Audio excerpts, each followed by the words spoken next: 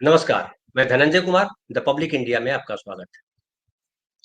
RSS के कई मुँह हैं, ऐसे ही लोग नहीं कहते। अभी देखिए आरएसएस के जो एक नेता है भैया जी जोशी, उनका बयान आज जो है वायरल हो रहा है। वो कह रहे हैं कि ये जो औरंगज़ेब की कब्र का विषय अनावश्यक रूप से उठाया गया है। उनका निधन यहीं यानी भारतवर्ष में हुआ था, इसलिए यहाँ उसकी कब्र पर मकबरा बनाया गया है। जिनकी आस्था है वो वहाँ जाएँगे। जोशी जी ने ये भी कहा कि हमारे पास छत्रपति शिवाजी महाराज का आदर्श है। उन्होंने अफ़ज़ल खान का मकबरा बनवाया था।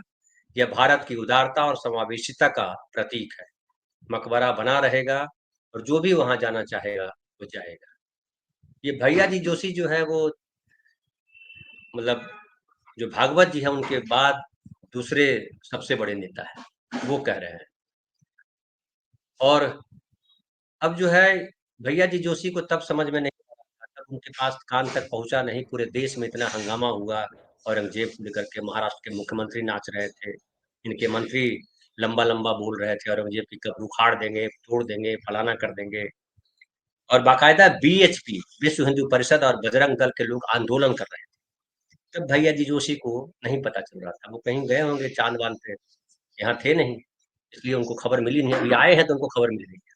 इसलिए वो बोल रहे हैं कि औरंगज़ेब पे चर्चा जो है वो बेकार है और अनावश्यक है और शिवाजी महाराज तो अफ़ज़ल खान का जो है मकबरा यहाँ बनने दिया था। अफ़ज़ल खान को जानते होंगे आप लोग, शिवाजी महाराज के साथ उसने धोखा किया था। शिवाजी महाराज ने उसकी हत्या मार दिया था बगनगा से उसको, नहीं तो शिवाजी को कत्ल करने का प्रोग्राम बना करके उसने बुलाया था शिवाजी महाराज को। और उसका मकबरा जो है, जो बनाया गया था, वो शिवाजी महाराज के आदेश पे बना था।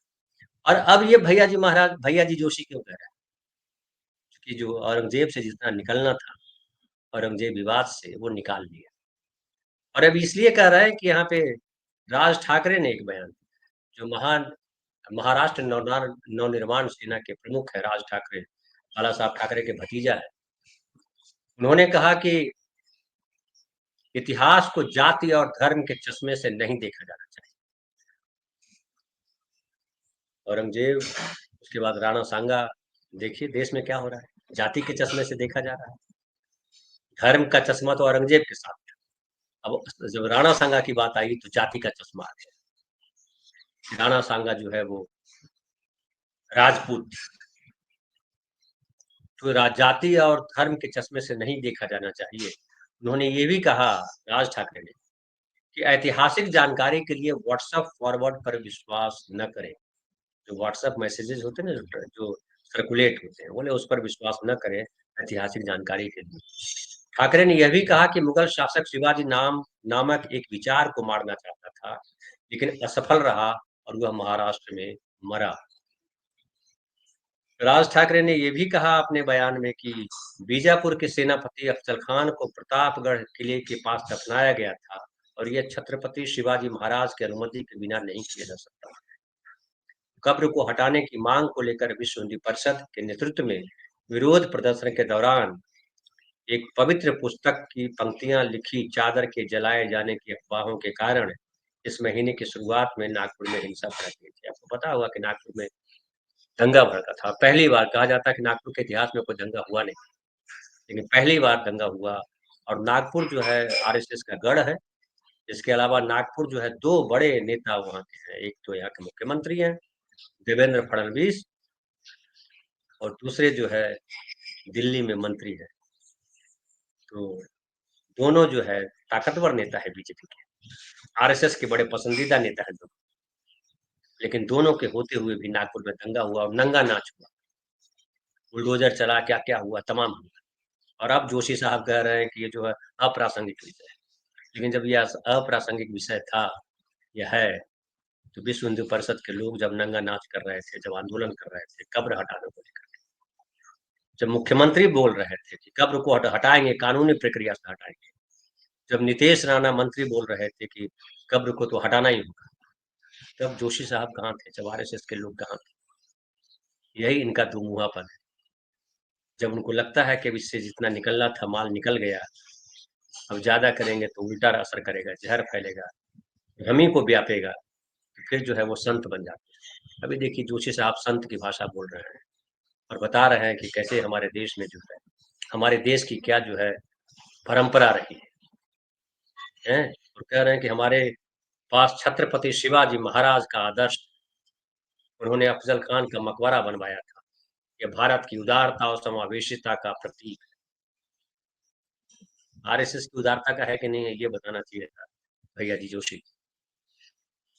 छत्रपति शिवाजी महाराज हिंदवी स्वराज की स्थापना करना चाहते थे, और वो विदेशी शासन नहीं चाहता, दूसरों का शासन नहीं चाहते थे, क्योंकि वो रजवाड़ों का वक्त, भारत एक देश नहीं था, रजवाड़ों का वक्त था। और वो अपने उनको लगता था कि जो है मुगल जो है बाहर गया है, लेकिन उनके भी सेनापति या उनके भी लोग मुस्लिम थे, मुस्लिम हिंदू लड़ रहे थे, सब मिल करके लड़ रहे थे। औरंगजेब की सेना में भी हिंदू थे।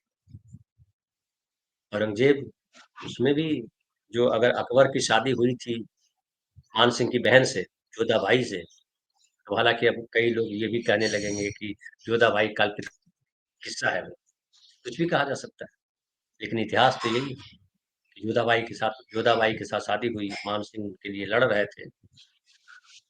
खून तो उसमें राजपूत का भी खून है, औरंगजेब के खून में भी राजपूत का खून है। ऐसा तो है नहीं कि अकबर जो है, खाली अकबर की वजह से अकबर ने अपना बेटा पैदा कर दिया था।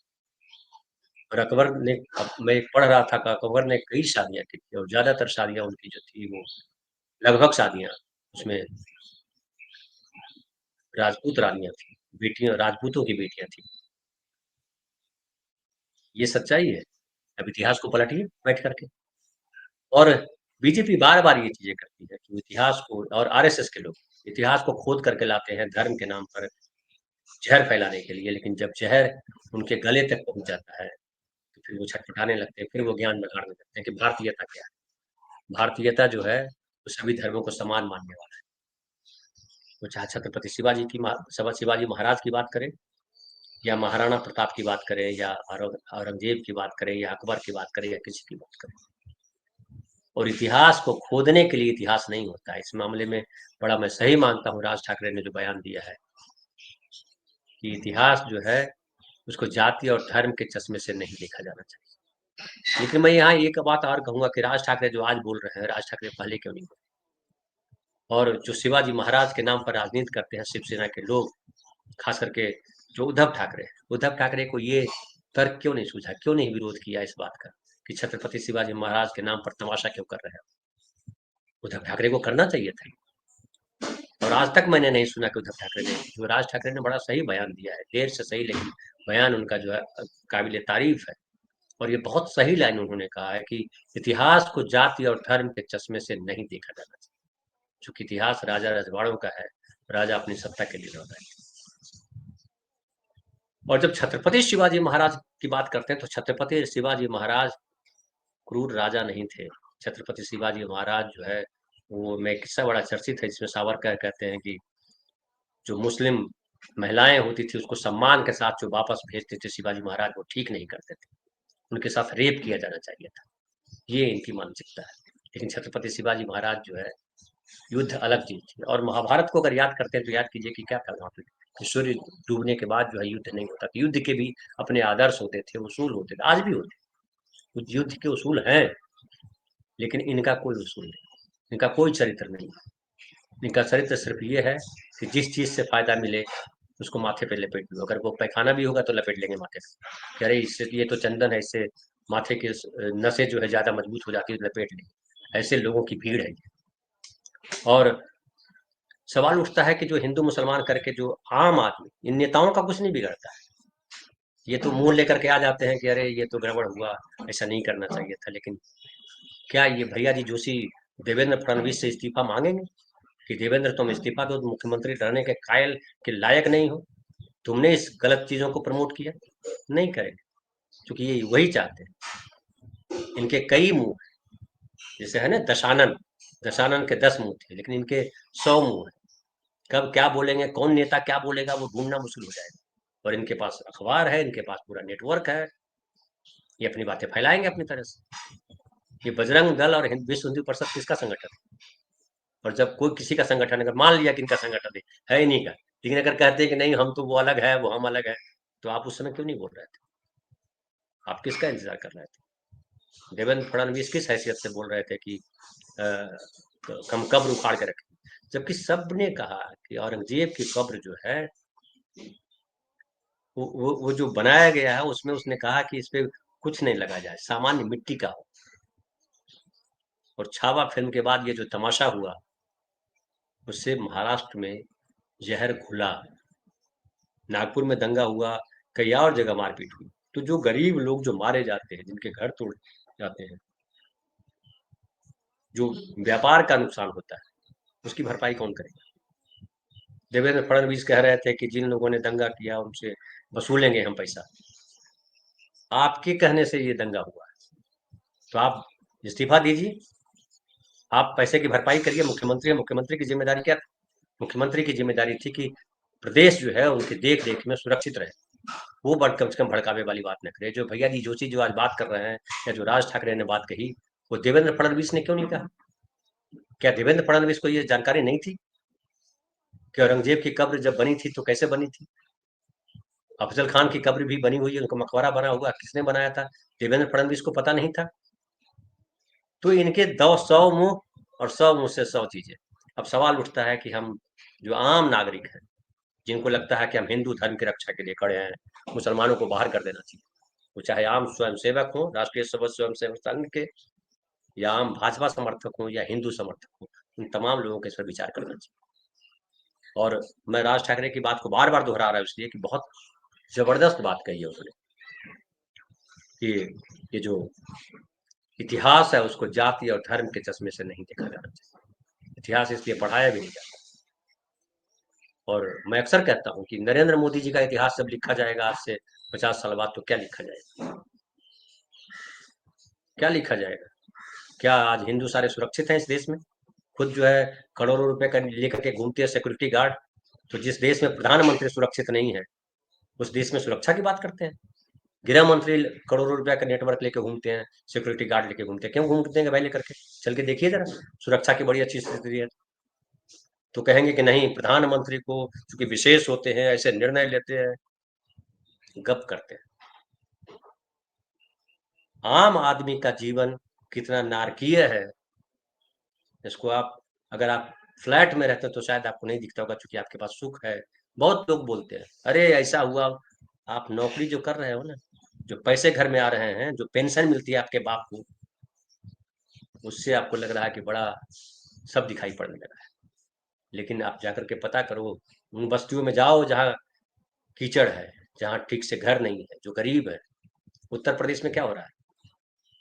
आज भी एक वायरल हुआ है वीडियो जिसमें एक लड़के को मार दिया, कहा कि वो पैजामे के पैजामे की डोरी से फंदा लगा, फांसी लगा करके मर गया पुलिस कस्टडी में। बताइए, पैजामे के नारे से कोई फंदा लगा लेगा? और लगा लेगा तो क्यों लगा लेगा? तुम पकड़ के लेगा तो तुम्हारी जिम्मेदारी है कि नहीं है कि सुरक्षित रहे? एक और कांड हुआ जिसमें पुलिस ने टॉर्चर करके मार दिया और बाद में कहा कि नहीं, वो जो है खुद मर गया वो। ऐसी तमाम घटनाएं हो रही, क्यों हो रही? और ये सिस्टम जो है, इसको पहचानना बहुत जरूरी है। ये सिस्टम एक एक करके चुनता है। मैं अपनी पत्नी को बता रहा था कि बिजली बिल जो है 100 के 100 लोगों का नहीं बढ़ाया जाता। अभी एक घटना और आ रही है, उत्तर प्रदेश की घटना है कि एक आदमी को इनकम टैक्स ने जो है 11 करोड़ 11 लाख रुपए का नोटिस भेज दिया इनकम टैक्स ने। और इनकम टैक्स ने, और वो जो बेचारा जो है वो छोटा मोटा काम करता है, उसको ये भेज दिया गया कि आप जो है इतना का बिल आप इस्तेमाल, जो कि किराए के घर में रहता है। अब 11 करोड़ 11 लाख का जो है इनकम टैक्स का नोटिस भेज दिया। कोई भी आदमी परेशान हो जाएगा, वो दफ्तरों के चक्कर लगाएगा, वो फिर सेटलमेंट करेंगे ये इनकम टैक्स वाले।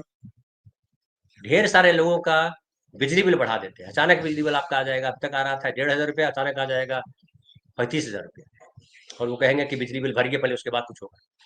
फिर बिजली बिल आप भरिए, 35,000 रुपए का बिजली बिल। मेरी वाइफ अभी बता रही थी कि जो वहाँ जो खाना बनाने आती थी, बेचारी महिला अकेली रहती है, अनपढ़ महिला, उसका बिजली बिल 35,000 आ गया। उसको अपने पाँव के कड़े बेचने पड़े चांदी के। ये है हमारा देश, ये लुटेरों का देश है। और जो सत्ता पे बैठे हैं, चाहे वो क्लर्क बन के किसी दफ्तर में सैलरी लेकर के बैठा हुआ, चाहे वो प्रधानमंत्री आवास में बैठा हुआ व्यक्ति, वो सब जो है आम आदमी को, जो कमजोर आदमी है उसका शोषण करने के लिए बैठे हैं। ये ढोंग करते हैं कि हमने व्यवस्था बनाई है जिसमें आम आदमी की बेहतरी हो। शर्म नहीं आती इन लोगों को।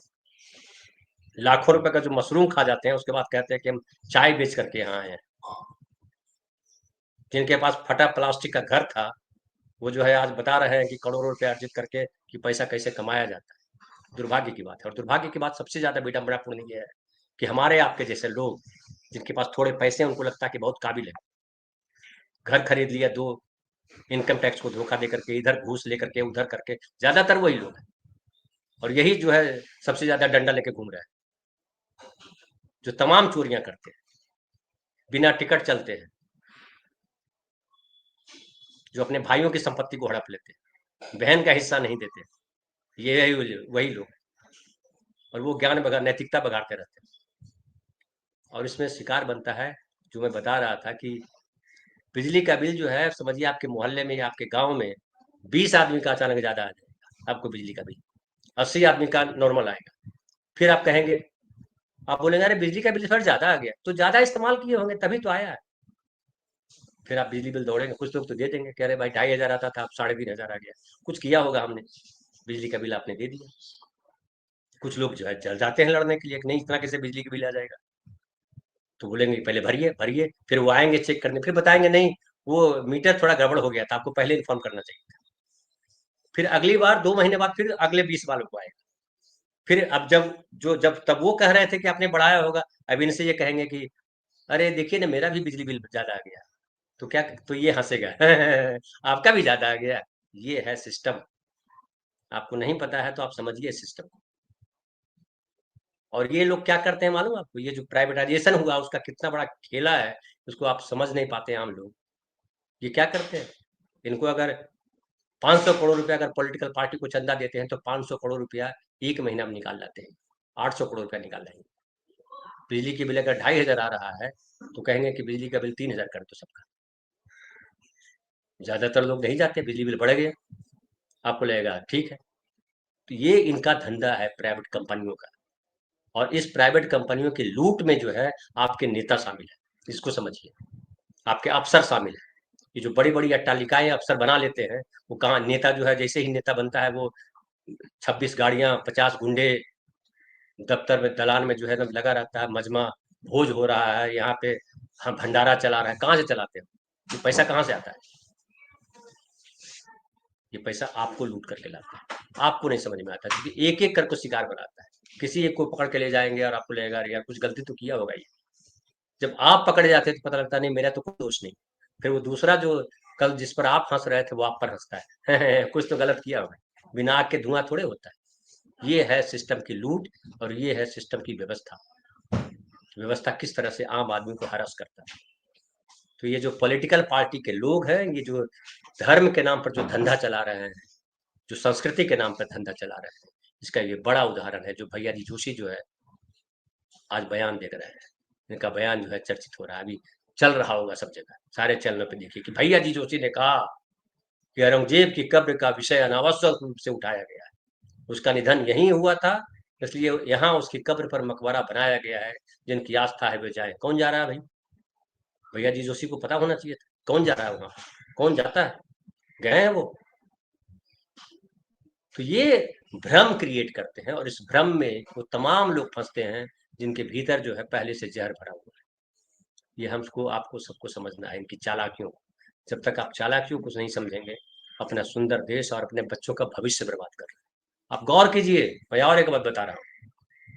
पहले सरकारी नौकरियां होती थी तो उनको सुरक्षित होता था, पेंशन होती थी। अभी संविदा पे बहाली हो रही है, आपको पता है? कॉन्ट्रैक्ट पे बहाली हो रही है सर। कॉन्ट्रैक्ट सारी बिजली कंपनियां, सारी कंपनियां प्राइवेट, उनको प्राइवेट किया जा रहा है। क्यों प्राइवेट किया जा रहा है? और सब कॉन्ट्रैक्ट क्या? तो आपको पेंशन मिल रही है, या आपको पेंशन मिलेगी, लेकिन आने वाले समय में आपके बच्चों को पेंशन नहीं मिलेगी। सारे कलेक्टर नहीं बनेंगे, सारे जो है फॉरेन की मल्टीनेशनल कंपनियों में काम नहीं करेंगे, क्योंकि जो पढ़ेगा वही आगे बढ़ेगा। और पढ़ाई की स्थिति ये है कि भगवान मालिक है। तो बहुत सारी बातें हैं। कई कई बार हमारे लगता है दोस्तों को जो सुनते हैं कि आप थोड़ा आवेश में आ जाते हैं। आवेश में इसलिए आ जाता है कि हम देखते हैं कि किस तरह से लूट मची हुई है, और किस तरह से आम आदमी को बेवकूफ बनाया जा रहा है, और आम आदमी भी बेवकूफ बन करके भी कह रहा है कि हम तो सुरक्षित रखे हुए अपने धर्म को, अपने समाज को, अपने जाति को। और जाति और धर्म के नाम पर ये गुंडाई कर रहे हैं। चाहे कोई पॉलिटिकल पार्टी हो। जो गुंडाई कर रहा है जाति और धर्म के नाम पर, उसे सावधान रहने की जरूरत है। और अब ये इसलिए कह रहे हैं कि कांग्रेस को जो लपेटना चाह रहे थे, राहुल गांधी ने औरंगजेब वाले बयान पे, औरंगजेब मसले पे कोई बयान नहीं दिया, राणा सांगा वाले मसले पे भी कोई बयान नहीं दिया राहुल गांधी। तो इनको लग रहा है कि हम जिसको उकसाना चाह रहे थे, जिससे कुछ लेना चाह रहे थे, उसने तो कुछ कहा नहीं। अब उत्तर प्रदेश में भी समझ लीजिए कि उत्तर प्रदेश में जिस तरह से राणा सांगा वाला मामला आगे बढ़ गया है, 12 तारीख को जो चैलेंज किया है वो जाए। अखिलेश यादव ने तो कहा कि करनी सेना कोई और नहीं है, ये बीजेपी का ही विंग है, सरकार ने इसको खड़ा किया हुआ है। अब वहां भी इनको घाटा होगा तो अब वहां नई भाषा लेकर के आएंगे। तो ये मूल ये है कि नेताओं की चालाकियों को, सिस्टम की चालाकियों को हमको आपको समझना है। और जब आप लोग को लगता है कि कोई आपका पड़ोसी जो है मुसीबत में फंसता है, तो हम क्या करें, वो अपना कुछ गलत किया होगा इसलिए फंस गया, इसे फिर से विचार करने की जरूरत है, संवेदनापूर्ण तरीके से विचार करने की जरूरत है। फिलहाल इतना ही, बहुत बहुत धन्यवाद। कल फिर बात करेंगे किसी नए विषय पर।